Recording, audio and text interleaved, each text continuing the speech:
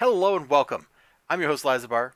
At this point in time, you've probably heard the news that John Romita passed away, and I thought this would be a good opportunity to get out what I think is the oldest book in my collection that has John Romita artwork on it.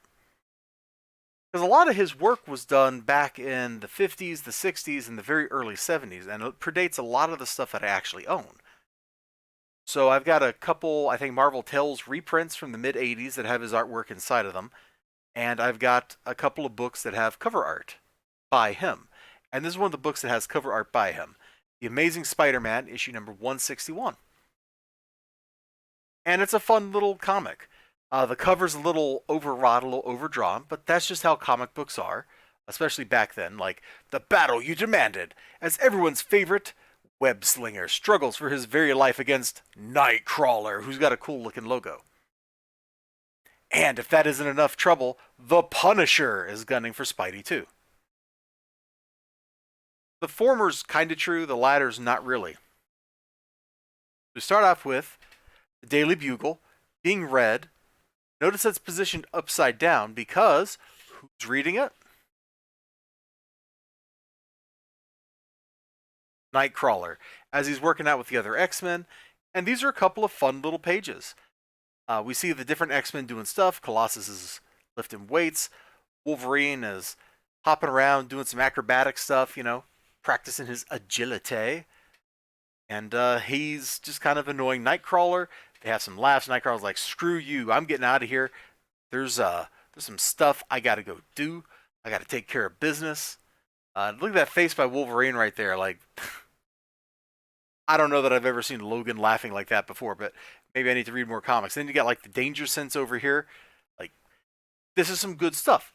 This is a pretty fair understanding of how these characters interact.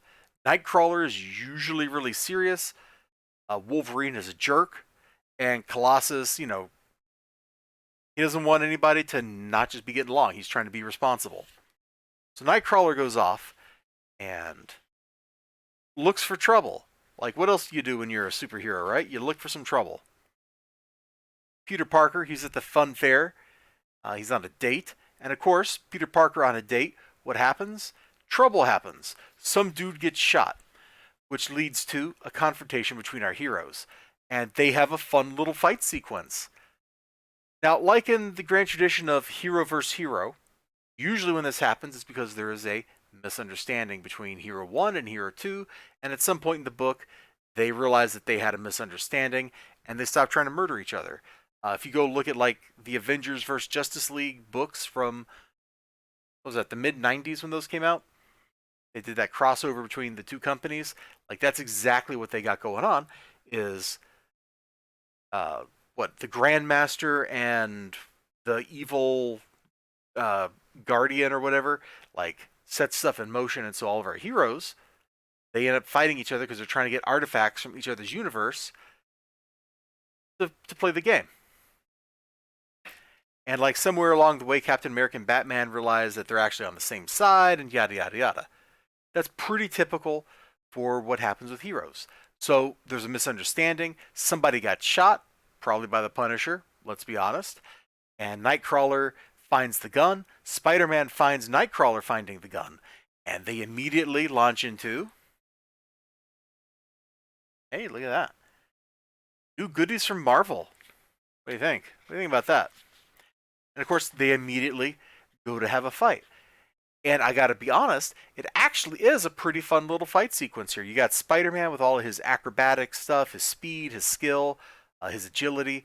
You've got Nightcrawler, who has all those same attributes, probably better than Spider-Man does, and he has the ability to teleport, whereas Spider-Man has precognition. And so you're pitting two people with somewhat similar power sets against each other. Now, Spider-Man does, of course, have, enhanced strength and the webs and yada, yada, yada.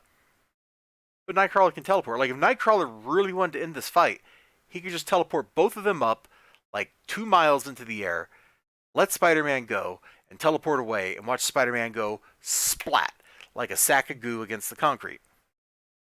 Nightcrawler don't play that way. Instead, they have a great little fight sequence. The pacing of this book is great. The dialogue's, yeah, okay. It's very 70s, I'll say that, but it's not bad. And overall, it's a fun little book. The interior art, I give people a lot of trouble when the interior and cover art don't match, despite being by different artists. They don't look that different. There's definitely a house style that both are kind of being drawn to, and it looks good. I mean, look at Nightcrawler here. He looks pretty fearsome. Let's flip back over to like page 2 and 3. Nightcrawler looks pretty fearsome. Like, he looks on model, he looks on brand, he looks like Nightcrawler. The only person here who's kind of looking maybe a little off brand is Wolverine, because come on, dude, look at that face right there. I had fun reading this book. This was a pretty good comic. And this is, like I said, I think this is the oldest book I've owned that has John Romita art in it. I can maybe like dig up something else, like he might have done like an ad spot in some other old book.